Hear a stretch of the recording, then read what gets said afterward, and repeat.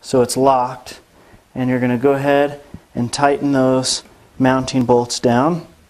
This should make sure that the caliper is parallel to the rotor.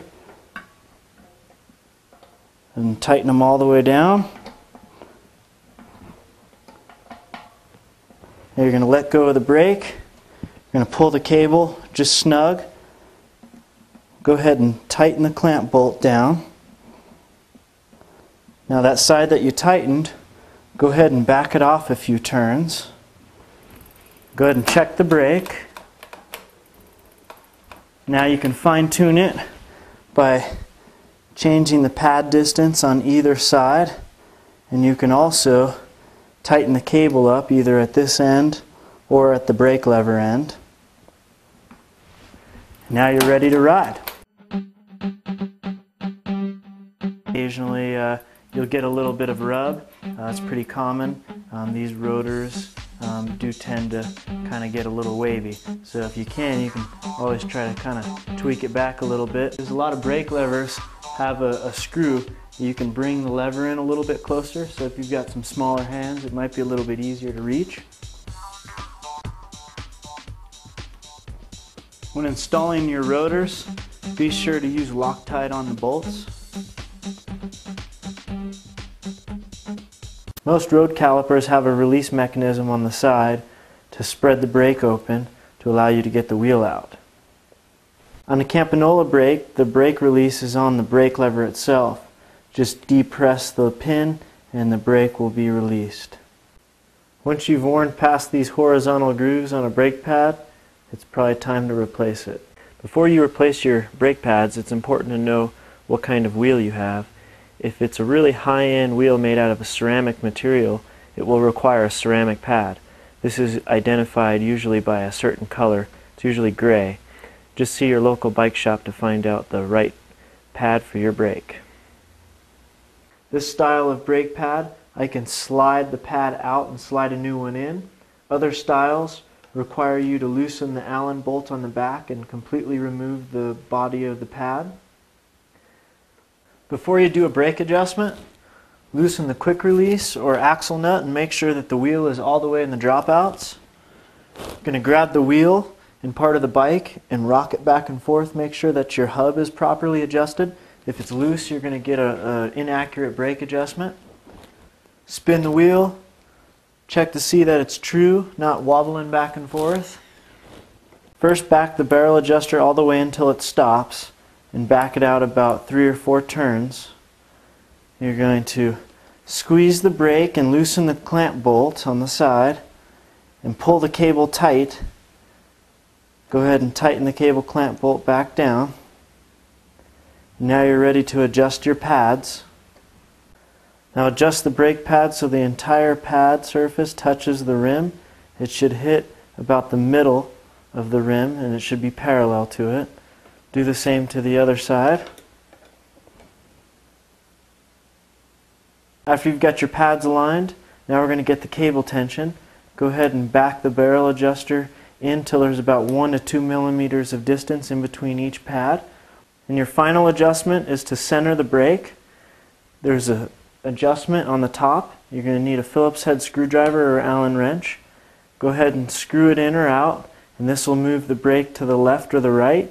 Just make sure that your brake pads hit the rim at the same time.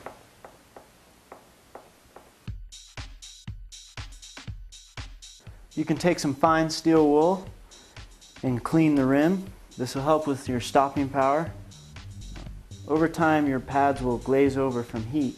You can take a file and file it down.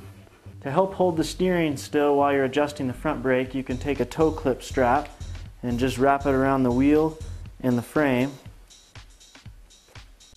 You can smooth your brake out by adding a little bit of light oil to all the pivots as well as the spring. Careful not to get any oil on the pads or the rim. V-brakes are found on a lot of mountain bikes.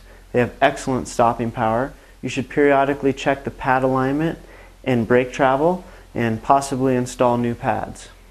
To release a V-brake to enable you to take the wheel out, squeeze the brake together and you're going to pull the brake noodle out. Before you replace your brake pads, it's important to know what kind of wheel you have. If it's a really high-end wheel made out of a ceramic material, it will require a ceramic pad. This is identified usually by a certain color. It's usually gray. Just see your local bike shop to find out the right pad for your brake. Once you've worn past these horizontal grooves on a brake pad, it's probably time to replace it.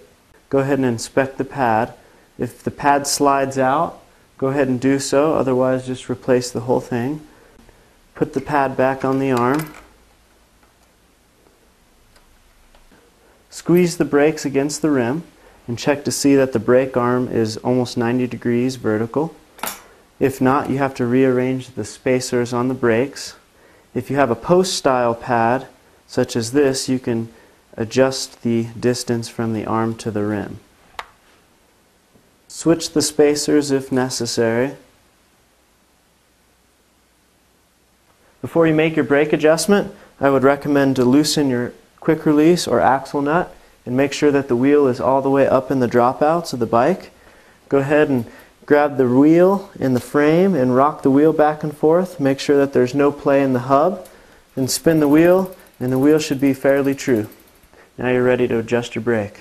Before you align your pads, it might be easier to release the brake springs on the side of the brake. This way you don't have the resistance of the spring. Now you're going to go ahead and line up the pad with the rim. You want the entire brake pad to touch the surface. You'll make sure the pad is parallel to the rim.